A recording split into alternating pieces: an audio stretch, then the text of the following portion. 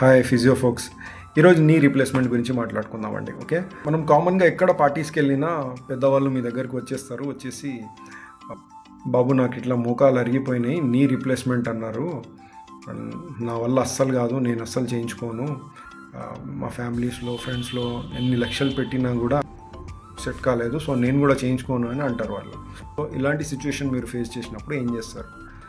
మీరు ఎంత ఎక్స్ప్లెనేషన్ ఇచ్చినా కాదమ్మా మంచిగా అయిపోతుంది, ఏం కాదు, అది ఇది ఏమన్నా కూడా వాళ్ళు పట్టించుకోరు. ఓకే, వీళ్ళతో డీల్ చేయాల్సింది ఏంటంటే మీరు జస్ట్ ఫోన్ చేసి కనుక్కోమని చెప్పండి వాళ్ళు ఎన్ని రోజులు ఫిజియోథెరపీ తీసుకున్నారు. ఓకే, సో నేను అదే చేశా. వాళ్ళు ఫోన్ చేసి కనుక్కున్నప్పుడు తెలిసింది ఏంటంటే 20 days ఫిజియోథెరపీ తీసుకున్నారు.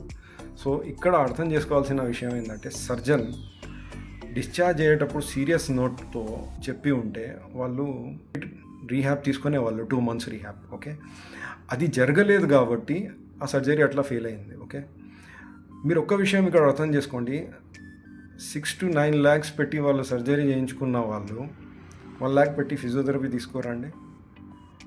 తీసుకుంటారు. బట్ వాళ్ళకి మనం డిశ్చార్జ్ నోట్ అప్పుడు క్లియర్గా చెప్పాలి, అమ్మా నేను సర్జరీ చేసేసిన కానీ 100% రిజల్ట్స్ రావాలి అంటే నువ్వు కంపల్సరీ ఫిజియోథెరపీ తీసుకోవాలి, తీసుకోకపోతే అన్నీ స్టిఫ్ అయిపోతాయి, సో కంపల్సరీ తీసుకోవాల్సిందే. Plus at the same time వాళ్ళు ఫాలోఅప్ కూడా చేయాలి. Hope you find the video informative and helpful. See you in the next video.